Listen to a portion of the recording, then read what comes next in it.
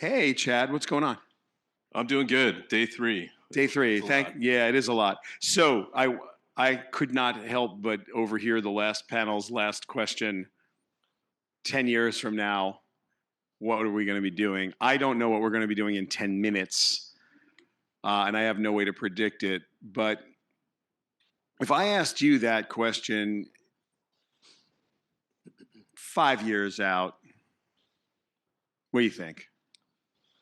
Um, so I mean, the space that we're working in, and I'll kind of share a little bit more about what Vurvey is, but it's short for video survey. So we're an AI platform that collects stories from people, and we turn it into new ideas, insights, and all those kinds of things. And to answer your question, I just see like where we're playing in.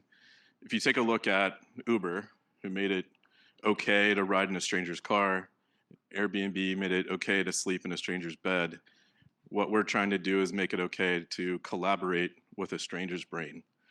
Um, and so Okay, I think that I like it. I think it's just trying to make collaboration more accessible. I think for me, AI has always been about starting conversations that are always on, where the person may not necessarily have to be there right now. I'm going to be just focused on collaborating with a stranger's brain for the rest of the day. Yeah, it's not our tagline, but No, but it probably should be. I think, yeah, it probably should be. So, data and analytics need to be exceptionally good, specifically data hygiene and data governance, in order for AI to be.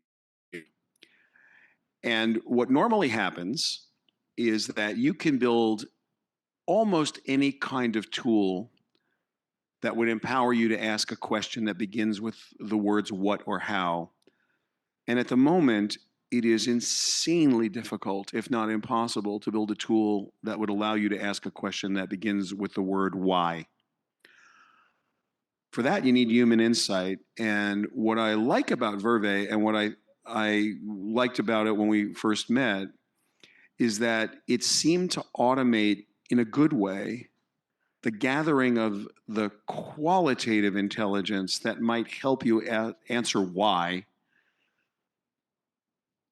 in the context of what and how, maybe better than some of the other tools I've seen. And I'd love you to go into just a little bit where the interface, where that interchange happens, because I think everybody, if I did Maslow's hierarchy of needs for CMOs, like the CMO triangle of awesomeness, the very top of this would be, how do I keep my job? And the second one would be, how do I drive growth? Because if I drive growth, I can keep my job. But first, they just want to know how they keep their job. So, down the triangle, it's like, I don't know, is the Wi-Fi any good in here? But at the top of this thing, it's like, how do I drive growth? How do I drive velocity at retail? How do I drive velocity? And that always requires an insight, because if it were anything else, everybody would be 100% successful. Discuss. yeah. So for the last 20 years, I essentially ran insight teams, agencies that would go out and source insight for CPG and retail. So I would, spent probably 8 years working with Procter and Gamble on trying to reinvent different brands like Old Spice way back in the day, like 2005. And for me, the most value I got out, like essentially the insights that came through focus groups, creative workshops, consumers were always telling you the answer. It's just the way that we were trying to communicate them to the people who were making decisions usually weren't the people in the room.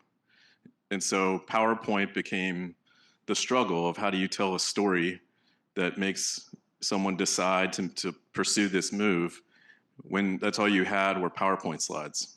And so everything became a chart.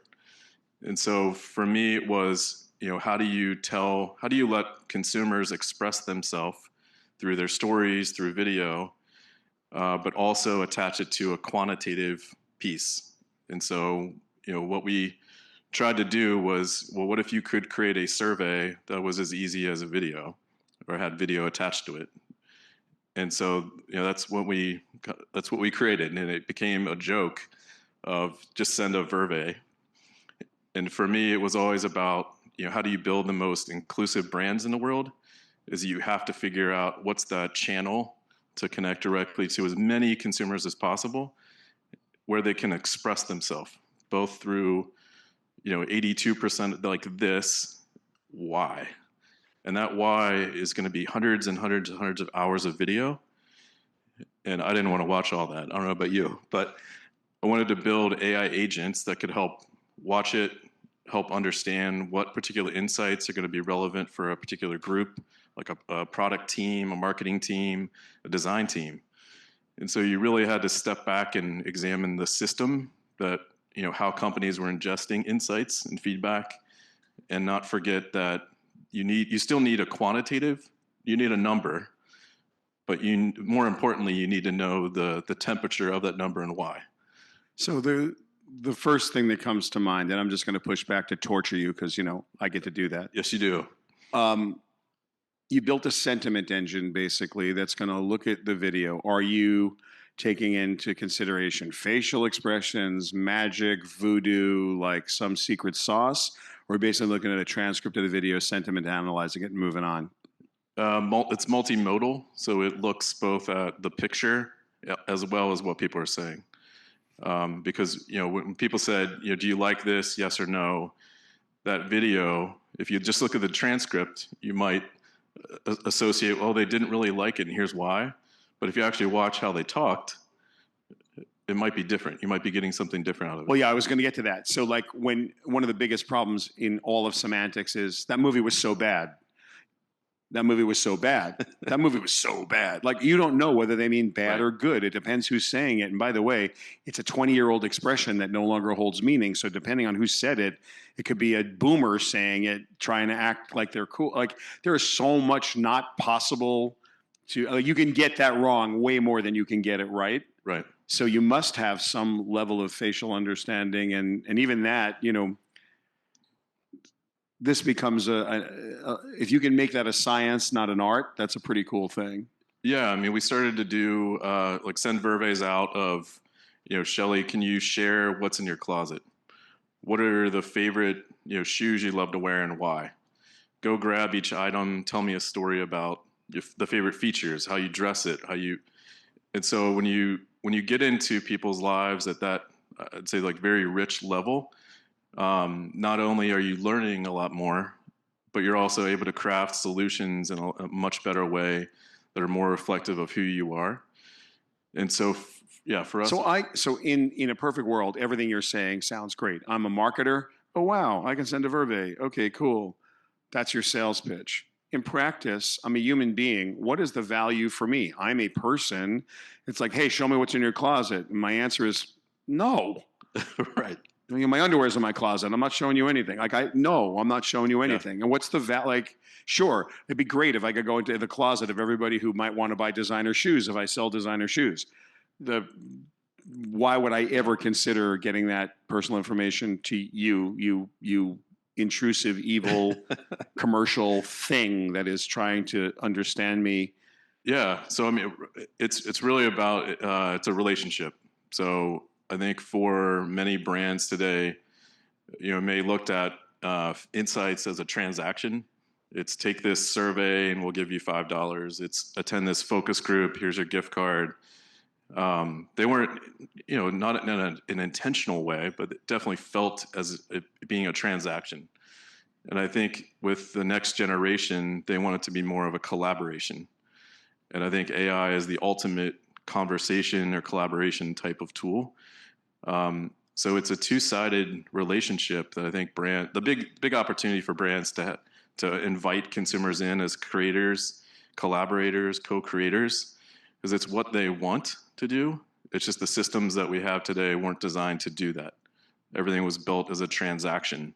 It was, even just in loyalty, it's spend to get, not we want to collaborate and create something new with maybe you and 3,000 other runners who build the next shoe. If I am a data scientist, someone who's a professional researcher, I'll say it differently. I am fondly remembering when TiVo, the Kleenex of DVRs, decided that since they had lost the TiVo battle and they were completely screwed, uh, they would sell data.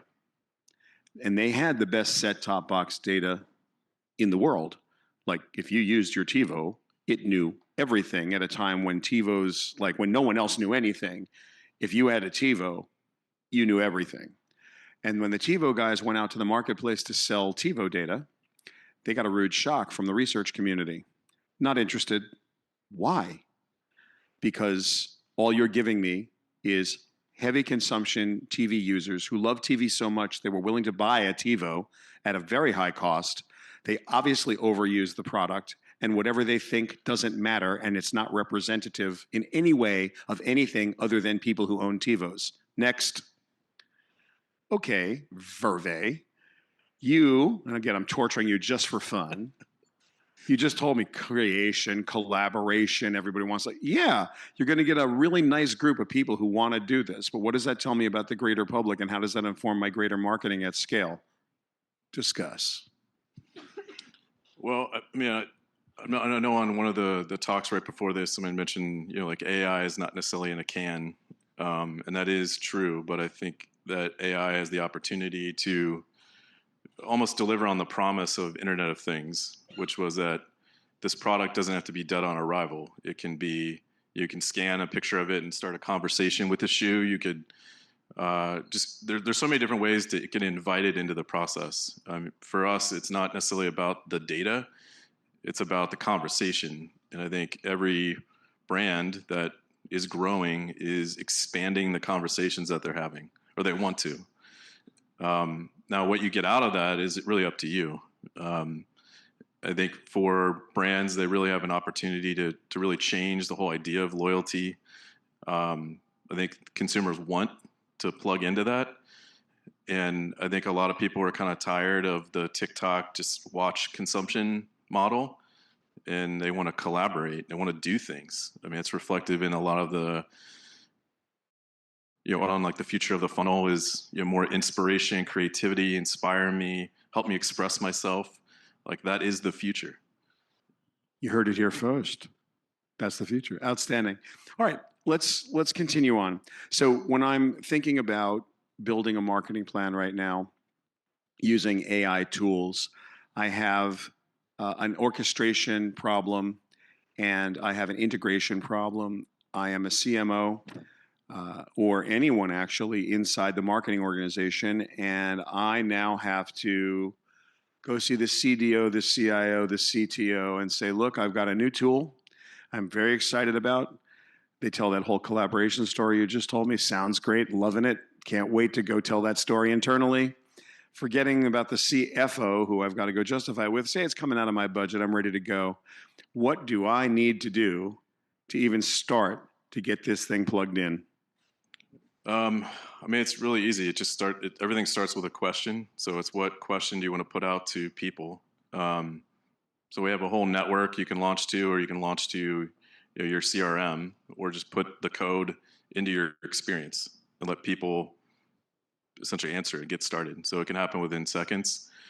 I think the most interesting thing for us is, I think someone earlier mentioned it, was around AI agents. So I think AI agents are, I don't know, just the future of how AI becomes valuable inside of a company. So, rather than all of the video or feedback just kind of coming in as one giant data set, you want to protect kind of the identity of people. You want, you want to train specific. Many people know what an AI agent is, just by a show of hands? Show of hands. Okay. It might be, yeah. Might be helpful.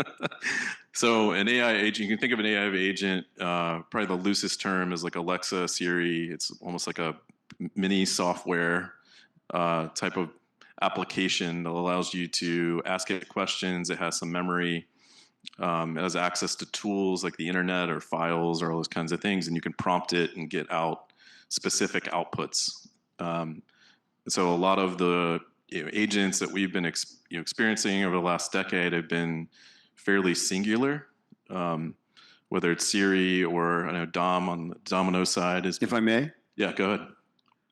When you use ChatGPT or Meta AI or Claude, any of the tools right now that you would consider generative AI, you are giving it a task.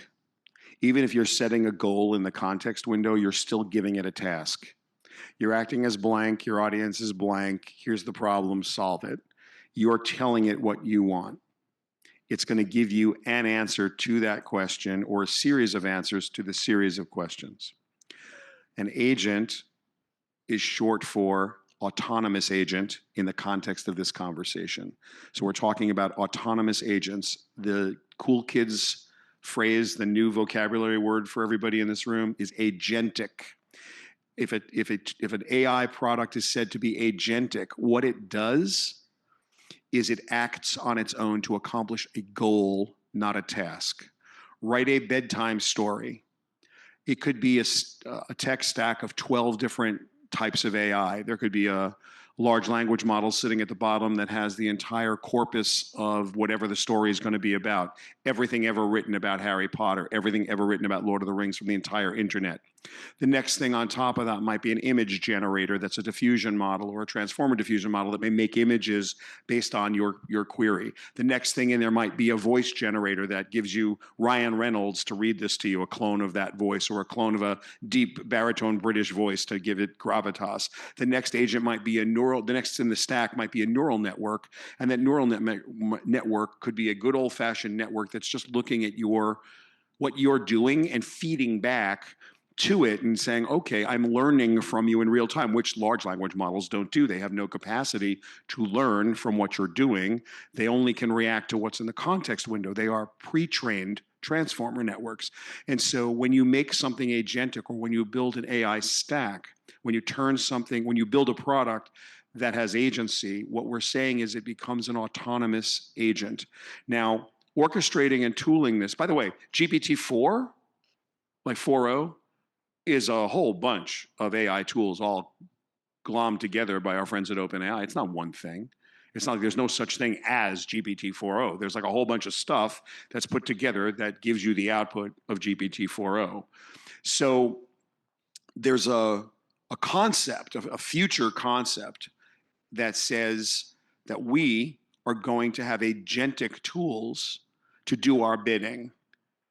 Next week, Apple's going to have WWDC. They're going to announce some better version of Siri that is somehow agentic. Hey, Siri, do this. If it has access to Apple Pay, if it has access to Apple Health, if it has access to your contact list, if it has access to what you did in a given app, like the Ticketmaster app or the AMC movie app or whatever other apps you give it or it asks to be accessed for, then you would be empowering it to be agentic. It would have agency to do your bidding. Now, how far this goes is anybody's guess. It's on the cool, creepy factor right now, right? All of us have a line in our world: cool on this side, creepy on that side.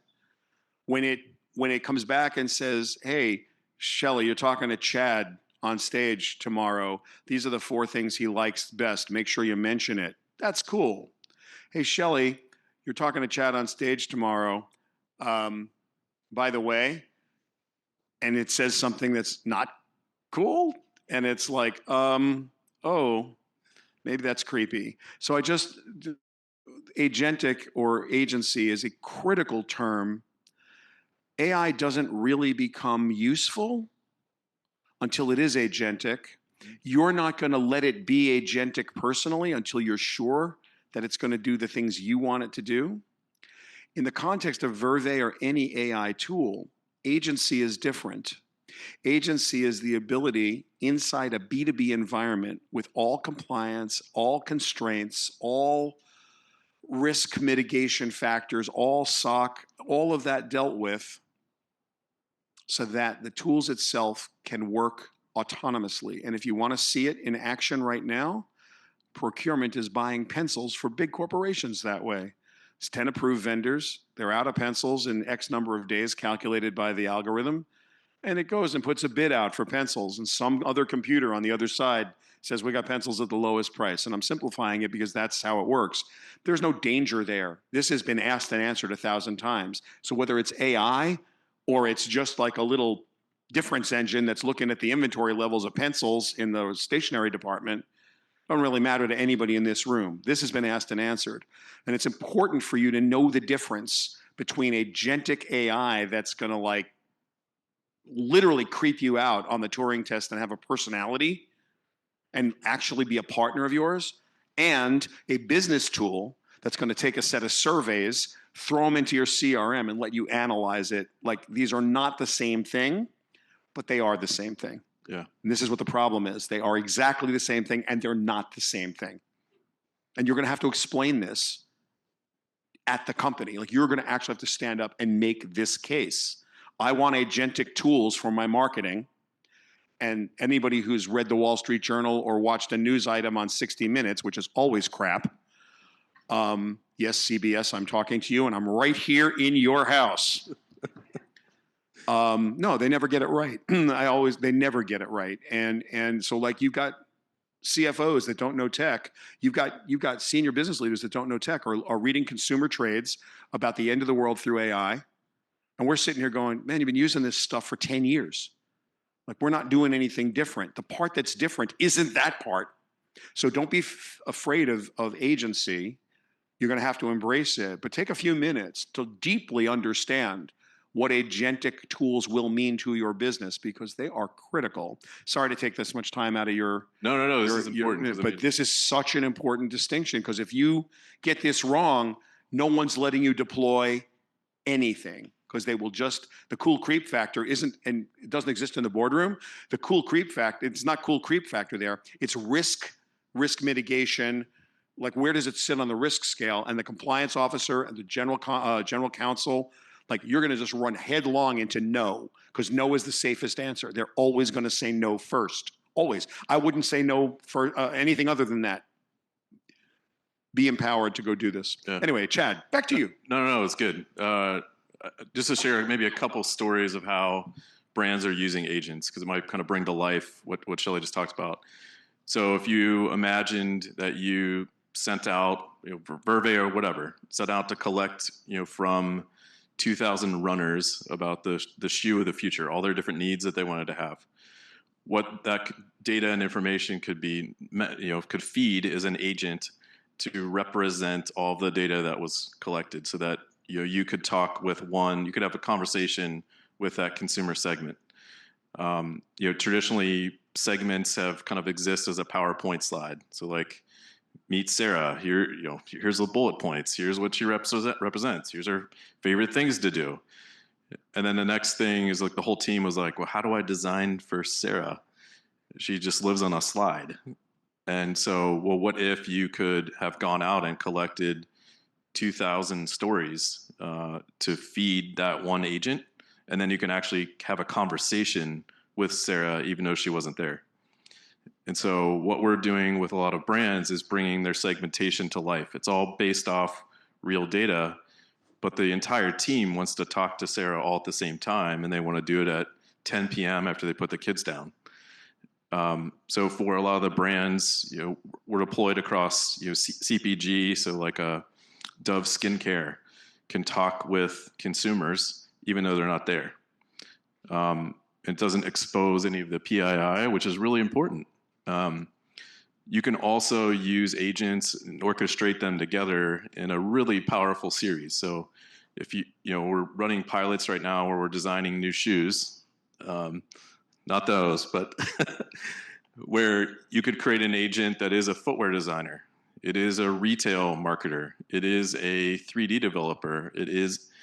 And feed it all the data, and it's designing the product and writing stories and claims and benefits as it goes. And that can happen in 10 minutes compared to the 4 months it might take to concept a new product. And for us, it was really important to have, the good data in, good output. So that was a really important part. So just a couple of stories to kind of like bring agents to life, because it is a super powerful and also very confusing topic. By the way, if you want to do something really fun, I don't know how many of you spend a lot of time inside of conversational AI. Context windows have gotten relatively large over the last 5 weeks. Gemini, depending on which version you have, can either have 1 million to 2 million tokens in the context window. Some of the other models are up to 125,000 tokens in the context window. What this means, if you're not familiar, is that it just allows you to put pages and pages and pages of data into the context window itself without having to have a vector database, without having to have other fine tuning. You can just literally throw pages of data into the context window. What Chad's talking about is they've they've built a way to take data from a survey, a very special kind of survey with a very special kind of sentiment analysis, and put it into this environment where you actually can talk to the aggregate personality of your target persona, which is awesome. But if you don't have that yet, if you're not a client of Vurvey's, and by the way, I have no financial relationship with Vurvey, and I'm not in any way shilling what they're doing or telling you to buy it or not to buy it. But what I am telling you is that if you've got a ream of sentiment analysis from any part of any data that you have about a target persona, and even if you just have the description of the target persona, like even if you don't actually have data to support it, try this exercise. Remember, every prompt is crafted. You are acting as your audience is. Here's the problem set. This is how you craft every prompt. Go super deep on telling it. Remember how you put the mood board up on the wall and it's like, this is Sarah. She's a 20-something so-and-so. She's got a small labradoodle that goes in her whatever. She likes to do this, this, this. She wears designer shoes. In fact, her whole closet's filled with, and you name the like 6 shoes. Like you go as deep into the persona of this target as you possibly can. We used to have whole rooms with mood boards up for every possible target. Put all that into the context window. And then say you're acting as Sarah. You literally say it, and then say, just start a conversation. It's been amazing it's been amazing. It's mind-blowing. Teams, yeah. It's mind-blowing. It's even better with real data. I'm not saying it isn't, but if you don't have real data, it takes on the persona that you have given it, and it will talk to you about it. We did something really fun a couple weeks ago for a client. We're building a music discovery tool. We told the API in a massive pre-prompt, but you can do this with ChatGPT or any of the consumer versions. You're acting as bebop, the genre. It's 1956, and you're in a Greenwich Village cafe listening to, and we listed the bebop musicians.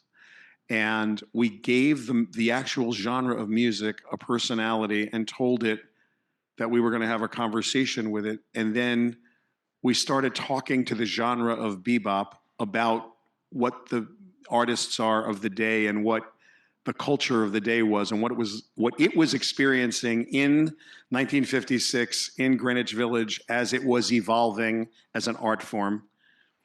This kind of nonsense will expand your mind as a marketer. When you start like using these tools this way, the output may be unusable, and probably is. But where it's most useful is making you think in a way you wouldn't have thought before. Chad, I'm going to give you the last word. We got a couple minutes left. What do you want to tell this nice group? Just from a marketing perspective, I think there's just such an opportunity to invite the customer, the consumer, into this experience. Most of the Gen AI tools are used, more internal, but we want to put them in consumers' hands. Imagining that it wasn't just your voice to express an idea, but they had actual AI tools to show you and tell you at the same time, and help co-create new concepts, new ideas. I'm just really excited about that space, but also the role that brands can play in more of the loneliness epidemic that we're in. And one of the byproducts I believe that AI has is companionship. As weird as that word might sound. I think whether you feel lonely within a company, within a team, if you're a consumer and you don't have someone to talk to about different issues, I think the most positive quality of an AI system or an agentic system is that you can have a conversation, and it's just a really powerful thing to. And I think what's going to change the behavior of lots of people is that you can say it, you kind of say it out loud, and have someone that's not going to judge you for what you're trying to, you're ideating on or any of that. And I think brands have an awesome opportunity to bring that conversation out to the entire customer base. And I think the brands of the future are going to be the ones that really go really fast and wide, because you're giving your entire customer base a way to share ideas with you in more of a high-res format. Sounds like a drop the mic moment. Ladies and gentlemen, Chad Reynolds from Vurvey. Thank you, everybody. Appreciate it.